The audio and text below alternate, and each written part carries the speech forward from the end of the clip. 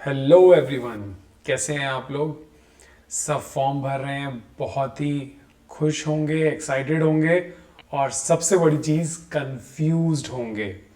तो चलिए कोई नहीं, आपका कंफ्यूजन दूर करते हैं इस वीडियो से, जिसमें कि मैं इंक्लूड करने वाला हूँ वो चेंजेस जो कि यूनिवर्सिटी ने 2021 के बुलेटिन और 2022 के बुलेटिन में, आई डोंट नो कि कितने लोगों ने आप लोगों में से ये चेंजेस को नोट किया फॉर्म भरते वक्त या ब्रोशर पढ़ते वक्त, क्योंकि ब्रोशर बहुत लंबा होता है तो कई बार लोग चेंज नहीं देख पाते हैं।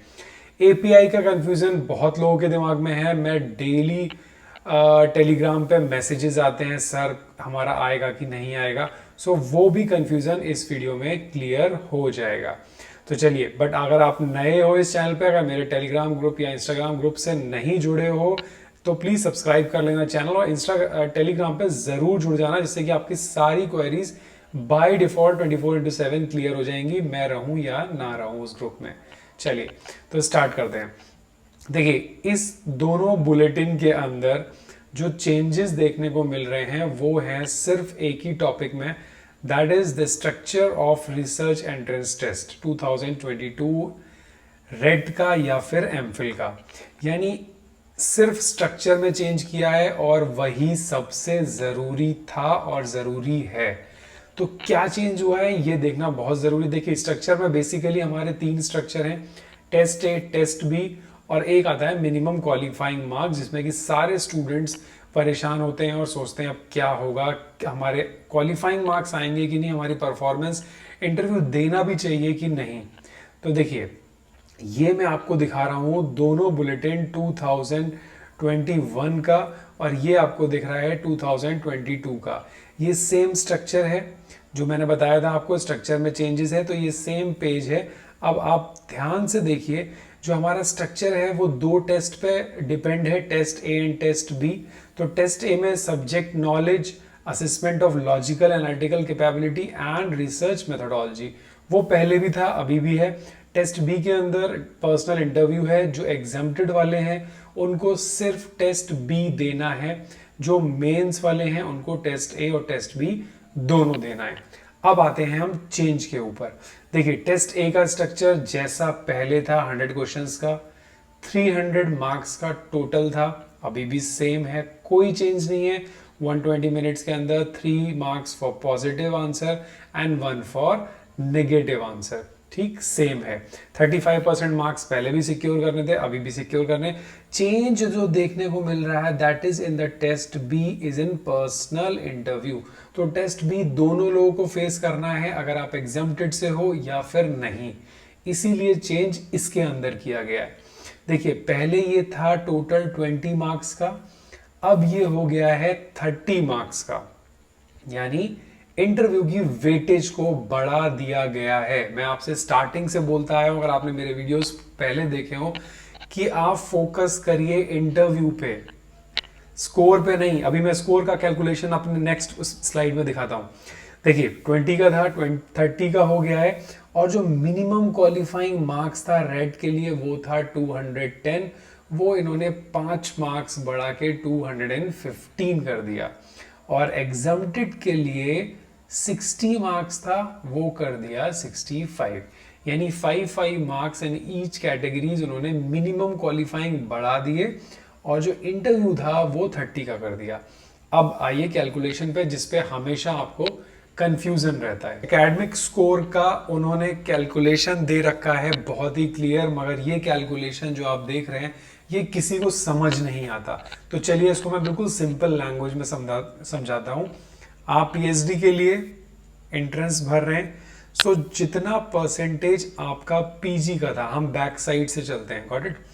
जितना आपका एमएससी, लेट से आपने एमएससी किया है, तो एमएससी में जितना परसेंटेज आया था, मैंने एक रफली एग्जाम्पल भी दिया है, अगर आप इसको देखो तो अगर आपका 70% आया था तो आपको टोटल 70 ऐड करना है, 70 प्लस यूजी मतलब आपके बीएससी के मार्क्स जितने भी परसेंटेज आए थे उसका 60%, तो आप मल्टीप्लाई कर दो 0.6 से।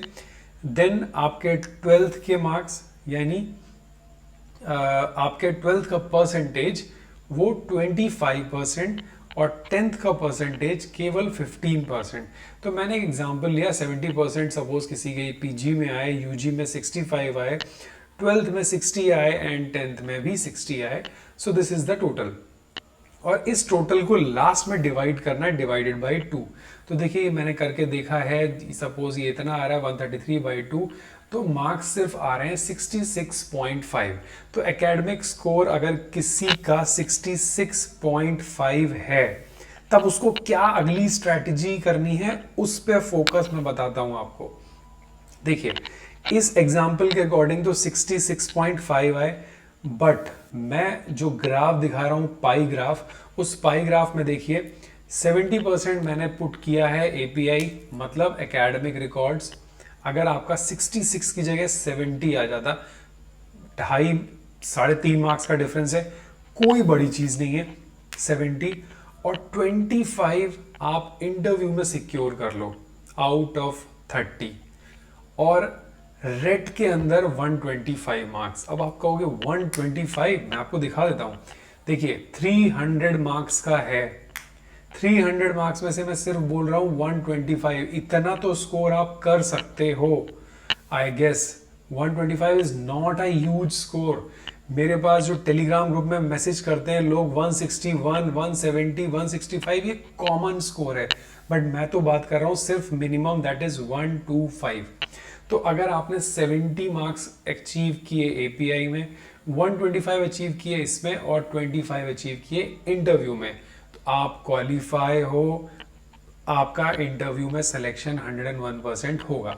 अब लोग परेशान हैं, वो क्या बोलते हैं, सर हमारा एपीआई जो है वो बहुत कम बन रहा है, सर एपीआई हमारा 66 आ रहा है। हो सकता है इसमें से कुछ लोग सुन रहे हैं उनका एपीआई 60 आ रहा हो, किसी का 61 आ रहा हो, तो अब वो लोग क्या करेंगे? No issue.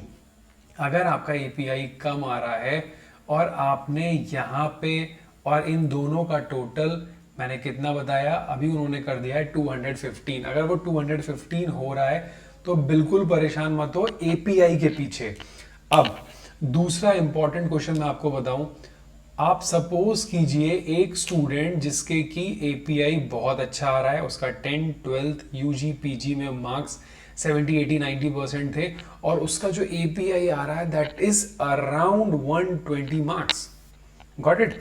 अब आप तो उससे परेशान हो रहे हो, सर उसका तो 120 140 एपीआई ही हो चुका है, फिर उसके बाद वो रेट देगा, फिर इंटरव्यू देगा, तो उसका तो स्कोर सर 250 300 पहुंच गया, वो मेरे से आगे हो गया, मेरा एपीआई कम है, मुझे इंटरव्यू में जाने की कोई जरूरत नहीं, बिकॉज मेरा नहीं होगा। अब मैं इसको गलत प्रूव करता हूं। आपका एपीआई सिर्फ 70 है, आपने मिनिमम मार्क्स अचीव किए 125 इन रेड एग्जाम, और अब आपका इंटरव्यू इतना अच्छा हुआ, भले को आपको 25 मिले, बट आपके आगे जो कैटेगरी लिखी एग्जामिनर पैनल ने, that is very much satisfactory and selected. और जो जिसका एपीआई 150 था, सिर्फ एपीआई की बात कर रहा हूं, जिसका एपीआई बहुत हाई था, उसका इंटरव्यू का परफॉर्मेंस गया बिल्कुल जीरो। उसका रिसर्च प्रपोजल अच्छा नहीं था, उसका डिफेंड अच्छा नहीं था, उसका इंटरव्यू नहीं अच्छा हुआ, उसको मार्क्स मिले 9। अब ये टोटल के बेस पे कुछ नहीं होने वाला। अगर उसका टोटल आपसे ज्यादा भी आ रहा है, उसके इंटरव्यू के आगे लिखा जाएगा नॉट सेटिस्फैक्ट्री, तो वो सेलेक्ट हो ही नहीं सकता। तो इसीलिए आप एपीआई भूल जाइए। अब देखिए नेक्स्ट स्लाइड, आपका जो फोकस होना चाहिए, फॉरगेट एपीआई, क्योंकि देखो आप 10th कर चुके, 12th कर चुके, यूजी कर चुके, पीजी कर चुके, ये फॉर्मूला यूनिवर्सिटी का है, यूजीसी का है, आप चेंज नहीं कर सकते। अगर चेंज करना है तो चेंज ही करते रहो, फॉर्म मत भरो। So forget UPI, now focus on rate और नेट। अगर आप नेट की तैयारी कर रहे हो, जेआरएफ निकालने के लिए एलिजिबल हो, उधर लग जाओ, भूल जाओ एपीआई को, निकालो नेट, रेट निकालो। Got it? फिर उसके बाद आपका सेकंड फोकस क्या रहना चाहिए? रिसर्च प्रपोजल, क्योंकि वही आपका इंटरव्यू डिसाइड करेगा। तो जो आपके इस स्टेज के बाद डिसाइडिंग फैक्टर है, why not focus on that factors? Why you are focusing on the API which was already gone? आप कुछ नहीं कर सकते उसके अंदर। तो आपको इन 3 चीजों में फोकस करना है, पहले रेट का exam, then proposal, then interview. You will definitely be selected as a PhD scholar. Got it? So this is my motto to understand you, कि परेशान ना हो, डिसअपॉइंट ना हो कि मेरा एपीआई कम है। एपीआई के ऊपर भी बहुत चीज़ें हैं, आप करके जाओ। जिसका इंटरव्यू अच्छा नहीं होगा, नॉट सेटिस्फैक्ट्री होगा, उसका एपीआई ज़्यादा होने के बाद भी उसका सिलेक्शन नहीं होगा, I can guarantee you. So that's all for this video. Thank you. Have a nice day and all the best. कोई भी डाउट हो API के लिए तो प्लीज़ मैसेज करिए, चैनल को सब्सक्राइब कर दीजिएगा, और अगर ये कैलकुलेशन या इन्फॉर्मेशन पसंद आई हो तो लाइक कर दीजिएगा, नहीं आई हो तो डिसलाइक ज़रूर कीजिएगा।